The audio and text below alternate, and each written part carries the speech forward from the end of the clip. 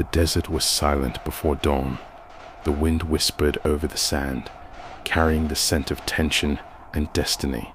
313 men stood in formation, exhausted, barefoot, and outnumbered.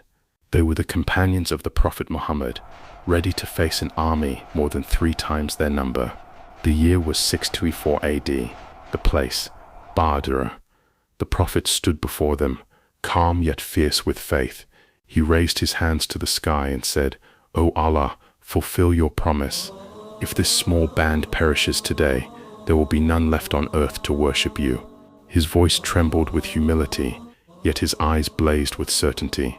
The Quraysh army stretched across the horizon, 1,000 strong, armored and proud. Their horses kicked dust into the air as they laughed at the Muslims' ragged appearance.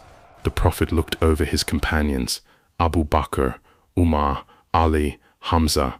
Each heart beat with both fear and hope. As the sun climbed higher, the Prophet gave his command, "Advance in the name of Allah."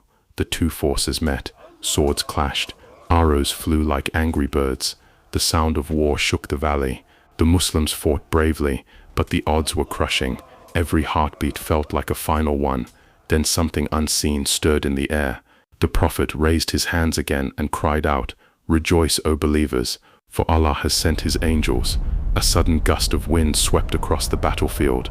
The Quraysh fighters looked around in confusion. Strange sounds echoed through the sky, like thunder rolling across the sands. The companions felt the ground tremble beneath their feet. "Look," one of them cried, "a man dressed in white, riding a horse whose hooves do not touch the ground." The angels had descended. They came in waves, thousands of them, shining with light brighter than the sun, wearing white turbans, their faces filled with power and serenity.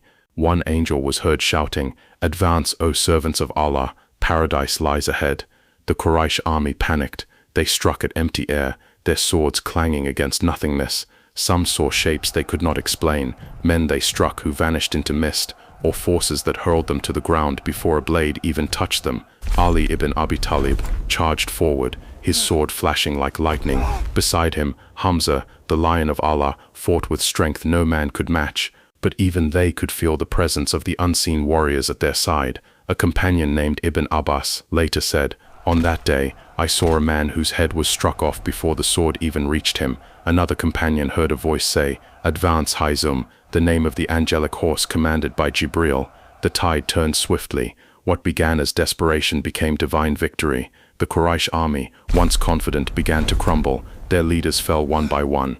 Abu Jahl, their fierce commander, was struck down, his arrogance shattered beneath the sand of Badr.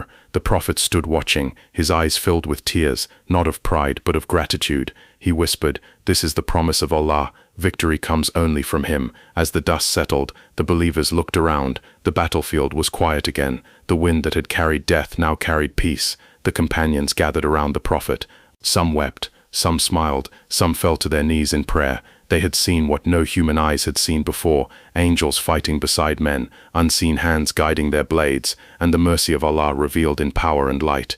That night, under the stars of Badr, the Prophet told them, "You did not throw when you threw, it was Allah who threw." His words reminded them that victory was not theirs, it was granted from above. The Battle of Badr became a symbol of faith against fear, truth against arrogance, and divine help for those who trust in Allah completely.